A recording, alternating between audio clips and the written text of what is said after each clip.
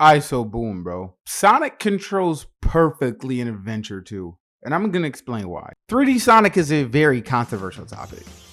What isn't controversial though is how Sonic controls in the second Adventure game. I believe it's universally agreed upon that Sonic controls extremely well in Adventure 2. Other 3D Sonic games haven't had this precise control since then. The closest we've gotten so far is Frontiers, and while I do love that game, I think I like his controls a bit better in Adventure 2. The only thing that does suck is the spin dash delay, but that's really minor. I love using the spin dash to go down slopes. It just feels satisfying. The bounce, the homing attack, the way he instantly light speed dashes, compared to the first game you have to charge it up, abysmal. Listen bro, the freedom that you get in this game hasn't been matched in over 20 years, dog. Again, Frontiers is the closest we got to the adventure style.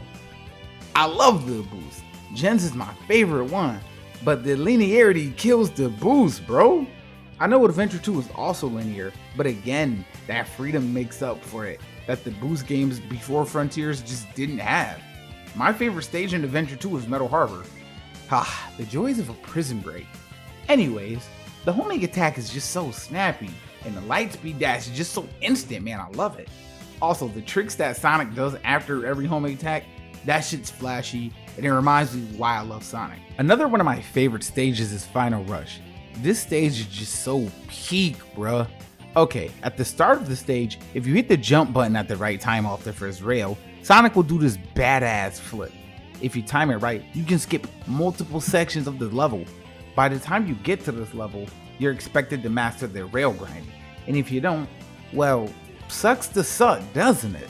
I prefer the boost over the adventure playstyle, but I've always felt the adventure gameplay style fits better with Sonic. You have limited options with the boost, but with the adventure style, you can just do anything. Switching over to the PC version of SA2, we have some mods that I can show off again. Alright, so listen, mods like character selection plus and disable upgrades are mods that I've talked about quite a few times in other videos, so you can check those out. Showing off Sonic in Meteor Herd really shows the freedom Sonic really has in Adventure 2. I love it, bro. Even though I don't agree with this statement, Sonic Adventure 2 is considered to be the best 3D Sonic game.